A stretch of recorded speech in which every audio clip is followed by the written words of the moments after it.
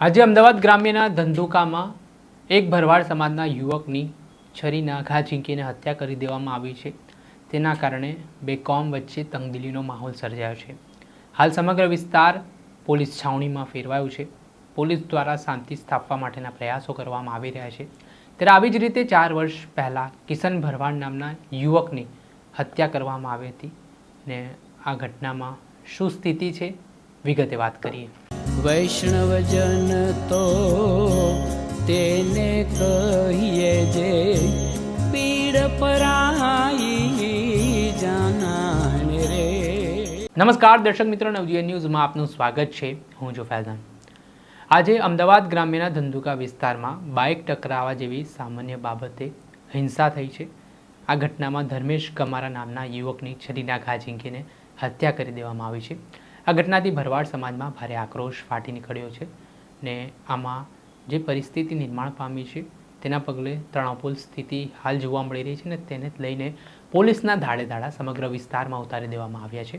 કોઈ પણ અનિચ્છનીય બનાવ ન બને તે માટે પોલીસ દ્વારા તકેદારી રાખવામાં આવી રહી છે.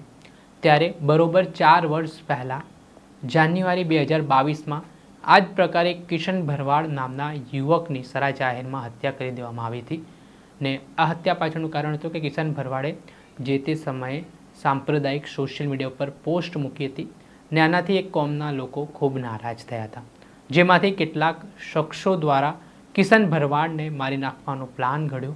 ત્યારબાદ જ્યારે કિશન ભરવાડ છે પોતાના કામ અર્થે જઈ રહ્યા હતા તે દરમિયાન 2 જેટલા શખ્સો આવે છે ને તેના માથાના ભાગે ગોળીઓ મારીને તેમને મોતને ઘાટ ઉતારી દે છે. આના કારણે સમગ્ર ઘટનાથી ગુજરાતભરમાં હાહાકાર મચી ગયો હતો. આને લઈને ભરવાડ સમાજના લોકો રોષે ભરાયા હતા. ન્યાયની માંગ કરવામાં આવી હતી. પહેલાં શરૂઆતમાં અમદાવાદ જિલ્લા પોલીસ દ્વારા તપાસ ચલાવવામાં આવી. જો કે ઘટનાની ગંભીરતાને લઈને આ તપાસ છે તે ગુજરાત એટીએસને સોંપાઈ ને ગુજરાત એટીએસે તપાસના ધમધમાટની શરૂઆત કરી ને આ કેસમાં જે તે સમયે 7 જેટલા આરોપીઓની ધરપકડ કરવામાં આવી, જેમાં શરૂઆતના તબક્કામાં 3 આરોપીઓ, ત્યારબાદ 4 આમ 7 આરોપીઓ હાલ જેલના સળિયા પાછળ છે.